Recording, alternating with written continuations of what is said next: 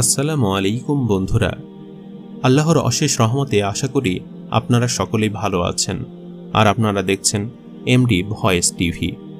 হজরত আনাস রাদিয়াল্লাহু তাআলা আনহু হতে বর্ণিত, নবী করিম হজরত মুহাম্মদ সাল্লাল্লাহু আলাইহি ওয়াসাল্লাম বলেছেন, কিয়ামতের দিন মুমিনদেরকে হাশরের ময়দানে আটকে রাখা হবে। এতে তারা অত্যন্ত চিন্তিত ও অস্থির হয়ে পড়বে এবং বলবে, যদি আমাদের প্রতিপালকের কাছে কারো দ্বারা আমাদের ব্যাপারে সুপারিশ করা হয়, তাহলে হয়তো আমাদের বর্তমান অবস্থা হতে মুক্তি লাভ করে আরাম পেতে পারি। তাই তারা হজরত আদম আলাইহিস সালামের নিকট গিয়ে বলবে, আপনি সকল মানুষের পিতা, আল্লাহ নিজ হাতে আপনাকে সৃষ্টি করেছেন ও জান্নাতে বসবাস করতে দিয়েছেন। ফেরেশতাদের দ্বারা সিজদা করিয়েছেন এবং সমস্ত জিনিসের নাম শিখিয়েছেন। আপনি আমাদের জন্য আপনার প্রতিপালকের নিকট সুপারিশ করুন, যাতে তিনি আমাদেরকে এই কষ্টদায়ক অবস্থা হতে মুক্তি দিয়ে প্রশান্তি দান করেন।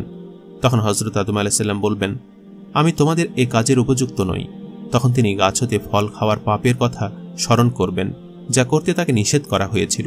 তিনি বলবেন, তোমরা হজরত নূহ আলাইহিস সালামের নিকট যাও, তিনি মানুষের জন্য পৃথিবীতে প্রথম নবী। অতঃপর তারা সকলে হজরত নূহ আলাইহিস সালামের কাছে যাবে।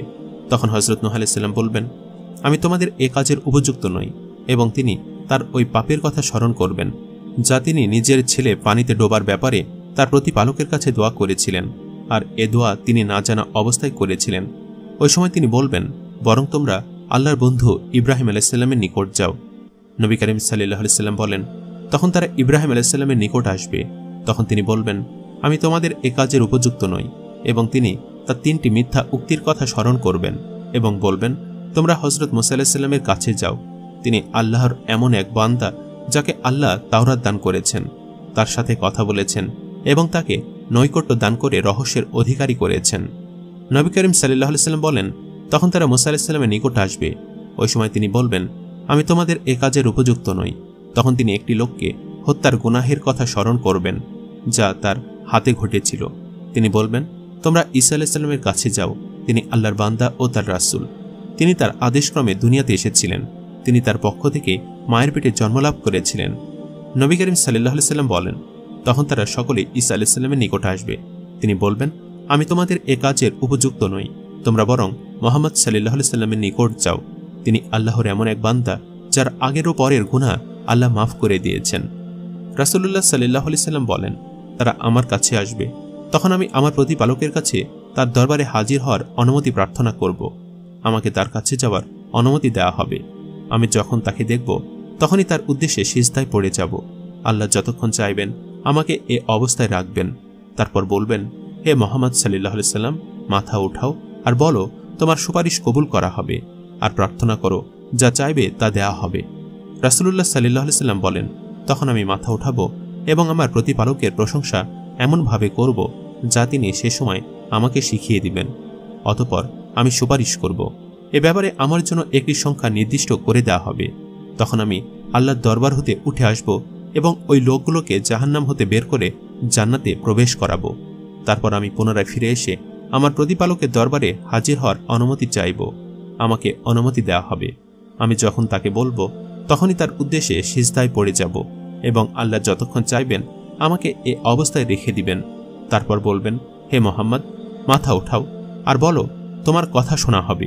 সুপারিশ করো, তোমার সুপারিশ কবুল করা হবে, আর তুমি দোয়া করো, যা চাইবে তা দেওয়া হবে। তখন আমি মাথা উঠাবো এবং আমার প্রতিপালকের এমন প্রশংসা করব, যা আমাকে তখন শিখিয়ে দিবেন। এরপর আমি শাফায়াত করব। তখন আমার জন্য লোক নির্ধারণ করা হবে। তখন আমি আমার প্রতিপালকের দরবার হতে বের হয়ে এসে নির্ধারিত লোকগুলোকে জাহান্নাম হতে বের করে জান্নাতে প্রবেশ করাবো। তারপর তৃতীয়বার আমার প্রতিপালকের দরবারে উপস্থিত হওয়ার অনুমতি চাইব। আমি যখন তাকে দেখব, তখনই সিজদায় পড়ে যাব। আল্লাহর যতক্ষণ ইচ্ছা আমাকে এ অবস্থায় রাখবেন। তারপর বলবেন, হে মুহাম্মদ, মাথা উঠাও, বলো, যা বলবে তা শোনা হবে।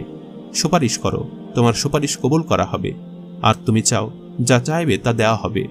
রাসূলুল্লাহ সাল্লাল্লাহু আলাইহি ওয়াসাল্লাম বলেন, তখন আমি মাথা উঠাবো এবং আমার প্রতিপালকের এমন প্রশংসা করব, যা তিনি আমাকে সে সময় শিখিয়ে দিবেন।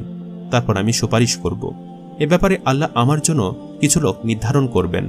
তখন আমি আল্লাহর দরবার হতে বের হয়ে আসব এবং জাহান্নাম হতে তাদেরকে বের করে জান্নাতে প্রবেশ করাবো। অবশেষে কোরআনে যাদের চির জাহান্নামী ঘোষণা করা হয়েছে, তারা ব্যতীত আর কেউ জাহান্নামে থাকবে না। বর্ণনাকারী হযরত আনাস রাদিয়াল্লাহু তাআলা আনহু বলেন, তারপর নবী করিম সাল্লাল্লাহু আলাইহি সাল্লাম একটি আয়াত তেলাওয়াত করলেন, অর্থাৎ আশা করা যায় আপনার প্রতিপালক অচিরেই আপনাকে মাহমুদ নামক স্থানে পৌঁছাবেন।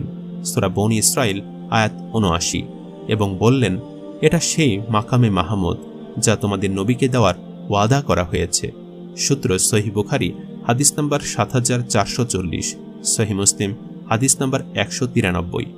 বন্ধুরা, আজকের এই ঘটনাটি থেকে আমাদের শিক্ষণীয় বিষয় হল, মুহাম্মদ সাল্লাল্লাহু আলাইহি সাল্লামই একমাত্র সুপারিশকারী। কিয়ামতের দিন কোনো পীর, অলি, আউলিয়া মানুষের উপকারে আসবে না।